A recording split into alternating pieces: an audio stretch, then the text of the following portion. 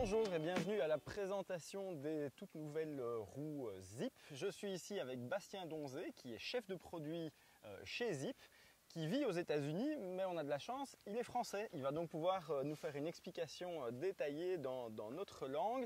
Et la première question que j'ai envie de te poser, Bastien, on voit que cette jante, elle a une forme très particulière, elle est très plate, un peu presque carrée. Ouais. D'où est-ce que ça vient? D'où vient cette idée? C'est une idée qui nous vient d'un secteur assez simple. On a regardé un petit peu, quand on a commencé à chercher des idées de développement pour cette roue, on s'est rendu compte que les jantes de moto, les jantes de moto de cross, étaient faites sur une structure très différente des jantes de VTT. La plupart des jantes VTT ont un profil à double pont avec une chambre à l'intérieur, alors que les jantes de moto sont sur un profil à simple pont. Et pour les jantes de moto, ça permet justement de donner à la jante une certaine souplesse. Chez Zipp, on appelle ça l'effet cheville, un peu comme une cheville qui se tord à droite et à gauche pour s'adapter au terrain. Et cet effet cheville, ça a plusieurs avantages. D'une part, ça absorbe l'énergie de l'impact, donc du coup, ça participe à l'amortissement au même titre que la suspension. Ça permet aussi de mettre moins de stress sur le pneu et donc de réduire le chance de crevaison par pincement. Et puis, quand la jante se tord un peu comme ça et absorbe de l'énergie, il y a aussi moins de chances qu'il y ait des fissures et des casses de jantes qui se passent. Mais je te coupe, tu es en train de nous dire alors que le but n'a pas du tout été de faire la jante la plus rigide du marché. C'est justement d'avoir une sorte de torsion contrôlée. Exactement. Et c'est vrai qu'il y a cette espèce de recherche de la rigidité absolue depuis quelques années sur les jantes carbone qui sont très larges, très hautes. Et on a cette impression, on nous a toujours vendu que la rigidité absolue sur une jante, c'est ce qu'il fallait rechercher.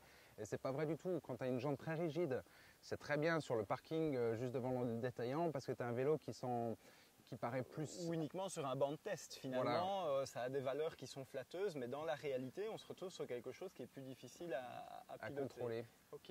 Et est-ce que ce profil de jante, sur les motos c'est en aluminium, ouais. Dans le vélo, est-ce que ça aurait été possible de le faire en aluminium ou c'est vraiment justement le carbone et l'expertise de Zipp qu'on connaît bien sur la route, pas encore dans le VTT qui arrive, c'est la première jante Zipp VTT.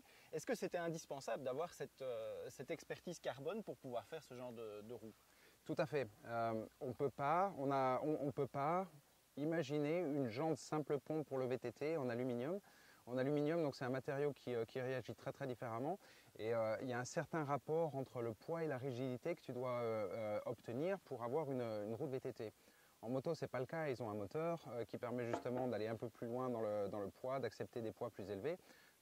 Une jante alu à simple pont n'aurait pas du tout les qualités qu'on recherche en VTT. Okay. Et c'est ça vraiment l'avantage du carbone, même si jusqu'à maintenant on nous a vendu le carbone comme étant le matériau à avoir pour atteindre la rigidité, c'est pas vrai.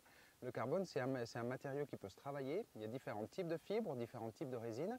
Et en fonction des empilages de couches, donc on a travaillé dans cette jante, on peut obtenir des effets qui sont complètement différents. Okay. Et là, ce qu'on cherchait, c'était vraiment le bon équilibre entre une jante qui puisse travailler sur les passages défoncés, dans les terrains rocheux. Oui, des dévers aussi, par exemple. Les racines, tous ces trucs-là. Et une jante qui soit quand même, qui soutienne un petit peu le rider dans les passages un peu plus bout, dans les appuis relevés, des choses comme ça. Donc c'est...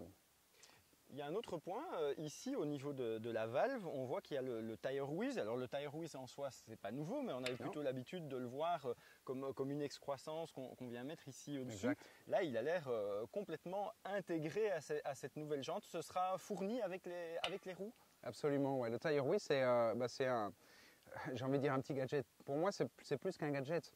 Parce que justement maintenant, comme la roue participe à l'amortissement au même type que la suspension, ça permet vraiment d'avoir un setup idéal entre la suspension et la roue. Et ça peut être complètement ruiné si on ne roule pas avec la bonne pression. Okay.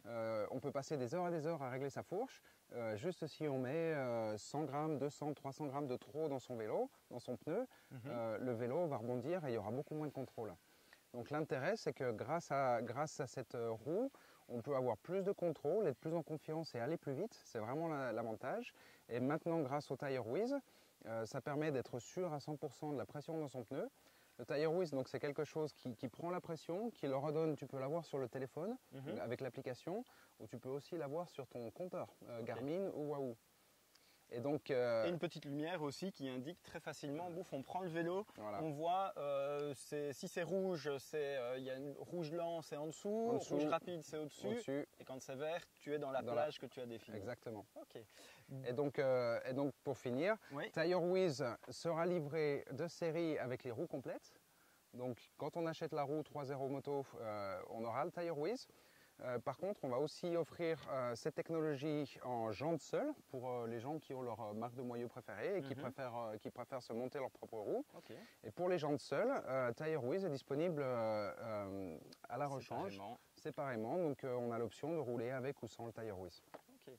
Ben justement, on parlait de quelques données. Est-ce que tu peux, pour conclure, nous donner quelques facts à propos des roues, de la paire de roues, combien elles pèsent, une jante seule, combien elle pèse, quand est-ce que c'est dispo et à quel tarif? Alors, au niveau des chiffres, c'est assez facile. Donc la paire de roues en 27,5, on va sortir à 1825.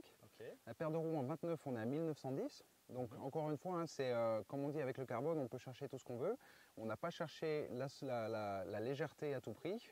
On a une belle paire de roues d'enduro qui se place à peu près bien en poids dans le sens. Le gros avantage, ce sera vraiment cet effet cheville de la jante qui va donner plus de contrôle pour aller chercher de la vitesse. Okay. La jante seule, pour une jante d'enduro, on est en 29, on doit être à 535. Il faudrait vérifier tout ça. Et puis en termes de disponibilité, si tu demandais, donc on a commencé la production des roues il y a déjà un mois dans notre usine d'Indianapolis pour toutes les jantes. Donc ces jantes sont 100% fabriquées dans notre usine à Indianapolis aux États-Unis. Oui. Et ensuite, l'assemblage des roues, notamment l'assemblage des roues ici pour l'Europe, se fait dans notre usine au Portugal à 2 heures d'ici. Okay. Donc assemblage local, et ça veut dire que les roues sont disponibles aujourd'hui dans votre magasin. Vous pouvez les commander tout de suite. Très bien. Et le tarif, tu l'as en tête? Alors justement non. On sera aux alentours de 2000 €, un petit peu au-dessus de 2000 € pour la paire de roues. Okay.